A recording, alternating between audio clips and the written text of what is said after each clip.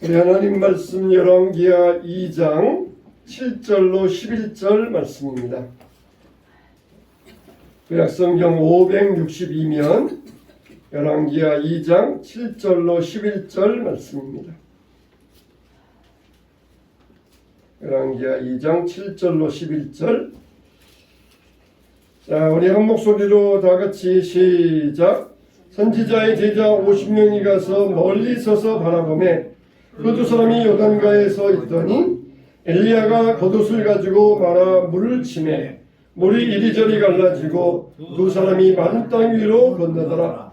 건너매 엘리야가 엘리사에게 이르되 나를 내게서 데려감을 당하기 전에 내가 내게 어떻게 할지를 구하라. 엘리사가 이르되 당신의 성령이 하시는 역사가 갑절이나 내게 있게 하소서 하는지라. 이르되 내가 어려운 일을 구하는도다. 그러나 나를 내게서 데려가시는 것을 내가 보면 그 일이 내게 이루어지려니와 그렇지 아니하면 이루어지지 아니하리라 하고 두 사람이 길을 가며 말하더니 불수레와 불말들이 두 사람을 갈라놓고 엘리야가 해오리 바람으로 하늘로 올라가더라. 아멘. 할렐루야. 신년 첫 주일에도 변함없는 하나님의 사랑이 여러분의 가정 가운데 함께 하시기를 축원합니다. 한 중학생이 있었어요. 이 중학생은 가정에서 아버지에게 폭력을 당했습니다. 그래서 아버지에게 원망과 분노가 항상 가득 차 있었어요. 또 아버지가 딴 살림을 차려가지고 집을 나가고 집에만 들어오면은 또 폭력을 행사하는 그런 아버지였습니다. 그래서 자기 인생에서 내가 아버지를 지워버려야 되겠다. 그렇게 마음을 먹었어요. 그러면서 자연히 인생의 죽음이란 무엇인가, 죽음에 대해서 생각하게 되었습니다. 그러다가 서점에 가서 서점 주인에게 물어보았습니다. 인생의 죽음에 대해서 명쾌하게 설명해주는, 해답해주는 책이 있습니까? 그런 책을 나에게 주십시오. 그러면서 이 서점 주인에게 요청을 하니까 그 서점 주인이 뭘 주었냐면은 성경책을 주었습니다. 성경책을 주면서 읽어보라고 하였어요. 여러분, 정말 성경만큼 인생에 대해서 해답을 명쾌하게 주는 그런 책은 어디에도 없습니다. 성경은 우리에게 인생의 해답을 명쾌하게 주고 있어요. 가장 명쾌하게 성경은 인생의 해답을 우리에게 주고 있습니다. 성경만큼 인생의 해답을 우리에게 명쾌하게 주는 책은 어디에도 없어요. 여러분, 신앙의 삶은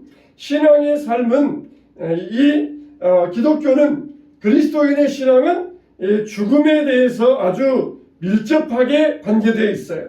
세상의 종교들은 그저 이 땅에 대해서만, 땅에 관한 것만 이야기를 하고 있습니다. 이 땅에 대해서도 다 알지 못하는데 어떻게 저승에 대해서도 묻느냐? 이게 세상의 종교예요. 그런데 우리의 신앙은 죽음에서 시작해서 죽음으로 살다가 죽음으로 이어지는 것이 신앙이라고 할 수가 있어요. 우리가 그리스도와 함께 죽고 다시 부활함으로써 주님 안에서 다시 살고 다시 시작하는 것, 이게 신앙의 삶이라고 이야기할 수가 있습니다. 오늘 새해 첫 주를 시작하면서 우리가 끝에 대해서 말씀을 드리는 것은 이제 시작이지만 우리가 끝까지 달려갈 수 있어야 돼요. 끝까지 믿음의 삶을 이어갈 수 있어야 됩니다. 오늘 엘리야의 삶이 바로 그런 삶이었습니다.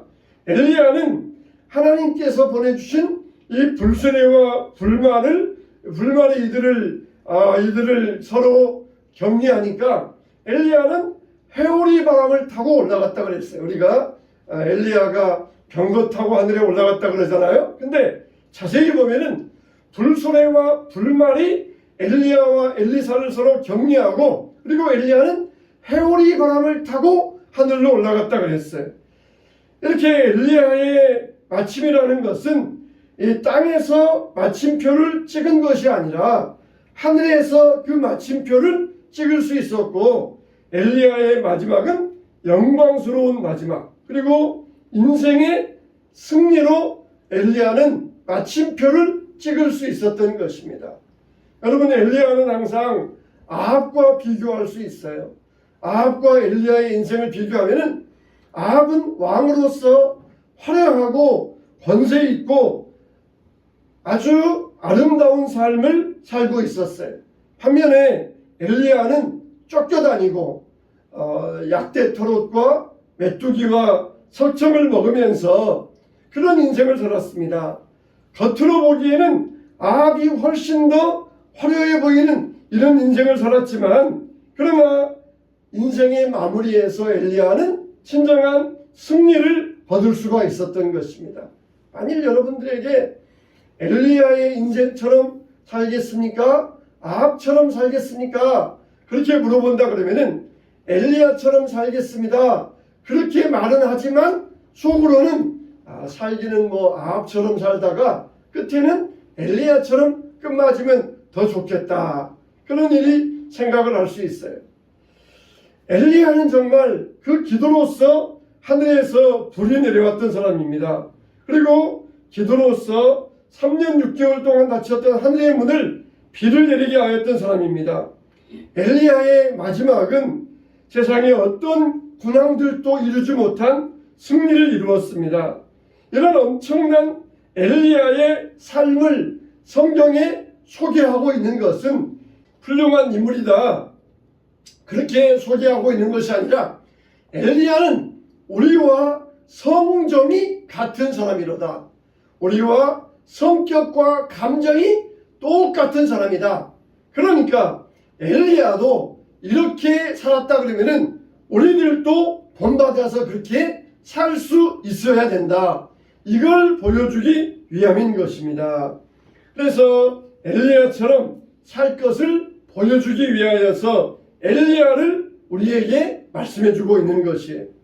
이 땅의 모든 사람들은 다 육신을 입고 살아갑니다. 엘리야도 먹고 일하고 치열한 삶을 살아갔어요. 그러나 사람마다 그 삶의 내용, 가치는 다 다릅니다. 세상의 삶이 아닌, 세상의 길이 아닌 신앙의 삶을 살 수 있어야 돼요. 그렇다 그러면 도대체 엘리야가 어떤 삶을 살았기에 이렇게 영광스러운 마지막을 맞이할 수 있었을까?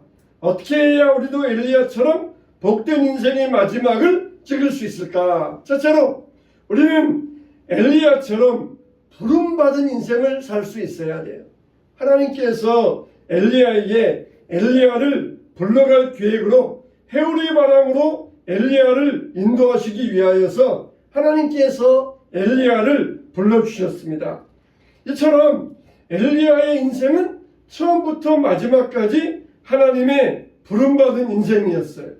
그래서 엘리야는 하나님께서 부르신 대로 부름받은 인생을 살았어요. 하나님께서 뭐라고 하십니까? 3년 6개월 동안 지금 비가 내리지 아니할 때에 그 기근의 초기에 엘리야에게 그리 시냇가로 가라 그랬어요.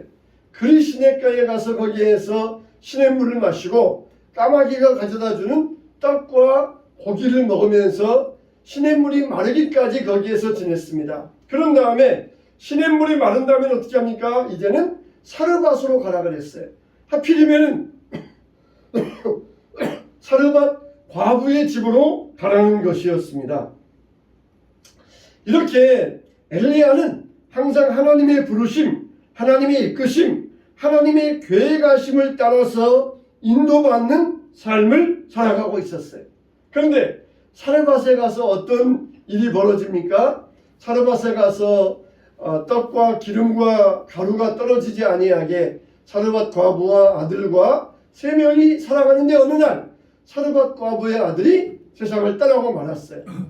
이 사르밧 과부의 아들이 세상을 떠난 일은 엘리야와는 아무런 관계가 없습니다. 그런데 이 사르밧 과부는 엘리야를 찾아와서 원망을 합니다. 우리를 내 아들을 불러가시려고 우리 집에 오셨습니까? 그러면서 엘리야를 원망을 했어요. 그때 엘리야는 한마디도 불평하지 않습니다. 과부에게도 불평하지 아니하고 하나님께도 불평하지 않았어요. 나 때문에 이 아들이 죽었느냐? 그러면서 과부에게도 말하지 아니하고 하나님께도 원망하지 아니하고 왜 나를 여기에 보내주시어서 이런 원망을 듣게 하십니까? 불평하지도 않았어요. 오직 하나님 앞에 기도합니다. 하나님 앞에 기도하고 하나님 앞에 간구했어요. 왜 그렇습니까? 하나님께서 자기를 여기에 보내주실 때에는 하나님의 뜻이 있다. 이걸 믿었기 때문이에요.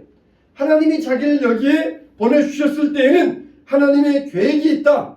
이걸 믿었기 때문에 엘리야는 한마디도 불평하지 아니하고 그 과부의 아들을 다시 살려내었던 것입니다. 엘리야는 이와 같이 하나님 앞에 기도했고 또 그리고 하나님의 부르심을 받아요. 그리고 갈멜산에 가서 바알과 아세라 선지자들과 대결을 시작하였습니다. 이렇게 엘리야의 인생은 처음부터 마지막까지 부르심의 인생이었어요. 이리 가라, 저리 가라, 머물러라, 떠나라. 그러면은 그 말씀대로 소명의 삶, 부름의 삶을 살았던 것입니다. 여러분, 우리가 부름받은 사람이라면 그에 맞게 살아야 됩니다. 부름받은 자들은 이유와 목적이 분명해요. 그렇기 때문에 방황하지 않습니다. 가야 할 곳이 있고 해야 할 일이 있고 이루어야 될 목표가 있고 흔들리지 않는 의지가 있는 것이에요. 참 부름받은 사람은 얼마나 흥미롭습니까? 그런데 부름받지 못한 자들은 항상 그때그때 끌려다녀요. 아합처럼 여기 궁전에서 내려다보다가 저기 남의 포도원이 좋아 보이니까 내가 저 포도원을 내 것으로 만들어서 나물밭으로 만들어야 되겠다. 그러면서 남의 집에 포도원을 죽이고 빼앗는 이런 행태를 벌였어요. 그냥 그때 따라서 뭐가 좋겠다, 이게 좋겠다. 그러면서 아합은 그런 인생을 살다가 마치고 말았던 것입니다. 우리는 어떤 삶을 살아야 되겠습니까? 우리의 인생의 초점이 하나님의 부르심에 맞춰져야 돼요. 하나님의 부르심을 따라 살아야 됩니다. 내가 정말 집사로, 장로로, 목사로 부르셨으면 그에 따라 살아야 됩니다. 하나님이 부르신 대로 살아야 제대로 사는 것이에요. 엘리야는 부름받은 삶을 살았어요. 하나님 앞에 날마다 시간마다 하나님, 내가 지금 무엇을 해야 되겠습니까? 내가 지금 어떻게 해야 되겠습니까? 날마다 시간마다 물으시기 바랍니다. 하나님, 내가 부름받은 자로서 어떻게 해야 되겠습니까? 무엇을 해야 되겠습니까? 이렇게 하나님께 묻고 부름받은 자로서 살아가게 되시기를 주님의 이름으로 축원합니다. 두 번째로 엘리야처럼 우리 살기 위해서는 준비하는 인생으로 살아가야 돼요. 하나님께서 엘리야를 해오리 바람으로 승천하게 하실 때에 또 엘리야에게 말씀하셔요. 길갈에서 베델로 가라. 베델에서 여리고로 가라. 여리고에서 요단으로 가라. 그러면서 여러 마을들을 지나가게 하셔요. 길갈에서 베델, 여리고, 요단. 이 마을들은 어떤 마을들입니까? 이 마을들은 선지 학교가 있는 마을들이에요. 마을들마다 가면은 50명씩 100명씩 그 마을에는 선지 학교들이 있었어요. 만일 하나님께서 여러분들에게 오늘이 마지막 날이다 그러면 여러분들은 뭘 하시겠습니까? 오늘이 마지막 날이다 그러면은 굉장히 당황스러워하지 않겠습니까? 어떤 사람이 존 웨슬리에게 물어보았습니다. 선생님, 오늘이 선생님의 마지막 날이다 그러면은 어떻게 하시겠습니까? 물었더니 존 웨슬리는 1초도 망설이지 아니하고 오늘이 내 인생의 마지막이라 할지라도 오늘처럼 살다가 마치겠습니다. 그렇게 1초도 망설이지 아니하고 이야기를 했어요. 이렇게 엘리야가 길갈에서 베델로, 여리고로, 요단으로 옮겨 다닌 것은 단순히 작별 인사하기 위하여 다닌 것이 아니에요. 거기에 있는 선지 생도들에게 하나님의 말씀을 증거하고 굳건하게 하나님의 사역을 감당하라 당부하기 위하여서 그 여러 마을들을 지나서 이제 요단으로 왔던 것입니다. 우리들도 만일 내일 우리가 죽는다 그러면은 뭘 하시겠습니까? 당장 은행부터 달려가 가지고 은행에 통장에 있는 저금부터 정리하고 그렇게 인생을 정리할 거예요. 그런데 엘리야는 당황하지 아니하고 쭉 계속하면서 하던 일을 정리하고 그리고 하나님 앞에 설 준비를 하고 있었던 것입니다. 세상의 모든 것들은 다 준비하고 살아요.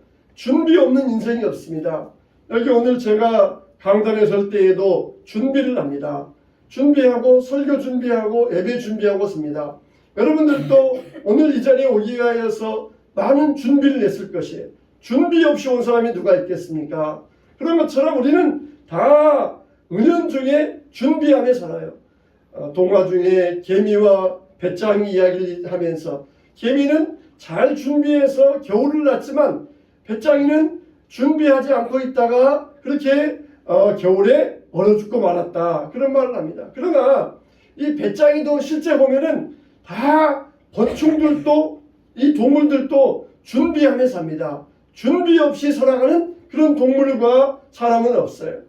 우리도 하나님 앞에서 이런 준비하며 살아야 됩니다. 신랑이 올 때에 신랑을 맞으러 간 신부들은 어떤 신부들입니까? 준비한 신부들이에요. 기름을 준비하고 등잔을 준비하고 신랑이 오실 날을 준비하며 살았던 자들입니다. 여러분 우리들도 신랑이 언제 올까? 주님이 언제 오실까? 주님이 신랑이 늦게 오실지 모른다 하면서 우리는 그걸 준비하며 살 수 있어야 돼. 준비하는 인생이 되어야 됩니다. 그래서 준비하는 인생 살기 위해서는 본향 갔을 때에 부끄럽지 않기 위해서 맡겨진 일을 미처 하지 못하고 왔다. 그렇게 준비하지 못한 자로 부끄럽지 않기 위해서 우리는 준비하며 살아야 돼요. 그래서 늘 신앙의 삶은 준비하며 살아야 됩니다.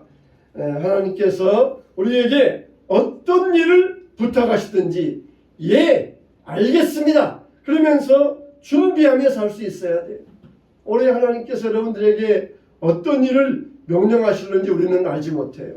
그러나 그때 내가 준비가 안 됐습니다. 내가 그에 대해서는 생각지 못했습니다. 그러면서 거부하는 인생이 아니라 항상 준비되어 있다가 예, 알겠습니다. 제가 순종하겠습니다. 제가 그대로 일하겠습니다. 이렇게 우리가 할 수 있어야 돼요. 엘리야는 준비된 인생을 살았어요. 준비된 삶을 살았습니다. 그래서 당장 하나님께서 길갈로 가라, 베델로 가라, 여리고로 가라, 요단으로 가라, 그리시네가로 가라, 사르밧으로 가라, 갈멜산으로 가라. 그럴 때마다 엘리야는 거절하지 아니하고 주님의 뜻을 따라서 살아갈 수 있었던 것입니다. 그래서 엘리야처럼 날마다 준비된 삶을 살게 되시기를 주님의 이름으로 축원합니다. 세 번째, 엘리야는 이어주는 삶을 살았어요. 이어주는 삶. 길갈에도 베델에도 여리고에도 요단에도 선지 학교들이 있었어요. 그러면서 내가 떠난 다음에 너희들이 내 사역을 감당할 것을 그들에게 부탁하였던 것입니다. 소위 마지막으로 그들에게 선지학교 다니면서 고별 부흥회를 냈던 것이에요. 선지학교 학생들에게 특별하신 하나님의 말씀을 전파하면서 그들에게 당부의 말씀을 전했던 것입니다. 그리고 엘리사와 함께 요단강을 건너가게 됩니다. 엘리야는 엘리사에게 너의 소원을 구하라 말합니다. 그때 엘리사가 뭐라고 합니까? 성령의 영감을 갑절을 주시옵소서 그랬어요. 갑절의 영감을 나에게 주시옵소서 그렇게 구했어요. 성령의 영감, 갑절의 영감, 성경적인 갑절의 영감입니다. 그래서 엘리야가 그 소원대로 그에게 축복하며 내가 어려운 것을 구하는도다. 만일 너와 내 사이가 떠나는 것을 보면은 내 소원이 이루어질 것이다. 그러면서 엘리사를 축복해 주었던 것입니다. 그러자 엘리야가 회오리 바람으로 올라가는 것을 보고 엘리사가 외칩니다. 뭐라 그럽니까? 내 아버지여, 내 아버지여, 이스라엘의 병거와 마병이여. 그렇게 외쳐요. 이 말은 자기 엘리야가 이스라엘과 자기에게 얼마나 중요한 존재였는가 그걸 보여주고 있어요. 내 아버지여, 내 아버지여. 이 말은 영적으로 엘리야의 모든 사역이 자기에게 고스란히 계승되었다는 것을 보여주는 이야기입니다. 소아시아 지역, 투르키의 지역을 가보면은 폐허된 교회들이 많이 있습니다. 한때에는 정말 거대하고 사람들이 많이 모이고 웅장했던 건물이 지금은 다 무너지고 폐허만 되고 어쩌다가 기둥만 남아있고 터만 남아있는 그런 교회 터들이 많이 있습니다. 한때는 정말 아주 화려했던 지역입니다. 대단했던 지역입니다. 그런데 그 찬란했던 신앙의 유산이 다음 세대로 이어가지를 못했어요. 그러니까 그 지역이 모든 것이 사라져버리고 교회가 폐허가 되어버리고 말았어요. 유럽의 지역도 마찬가지입니다. 그렇게 돌로 잘 지어놓은 건물들이 다 이슬람 사원으로 팔려나가고 있어요. 거기에 관리비가 없어가지고 관리를 하지 못하고 그 사원들이 이슬람 사원들이 그 좋은 교회들을 이슬람 사원으로 매입하여서 바꾸고 있습니다. 우리는 정말 이것을 기억해야 됩니다. 우리의 신앙이 다음 세대로 이어갈 수 있도록 노력해야 한다는 것이, 신앙은 이어주어야 됩니다. 나만 잘 믿고 나만 끝나는 신앙이 아니라 신앙은 이어주어야 돼요. 이어가야 됩니다. 세대를 끊지 아니하고 신앙이 이어갈 수 있어야 돼요. 우리가 가진 신앙, 하나님 중심의 신앙, 말씀 중심의 신앙, 교회 중심의 신앙이 그대로 다음 세대로 이어질 수 있어야 됩니다.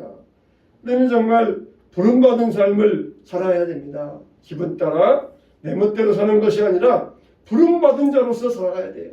그렇지 아니하면 술 마시고 담배 피고 마약하면서 그때그때 기분 따라 살다가 옆에 친구들이 하는 모습 따르며 살다가 인생을 허둥대는 인생으로 맞춰버리고 말 것입니다.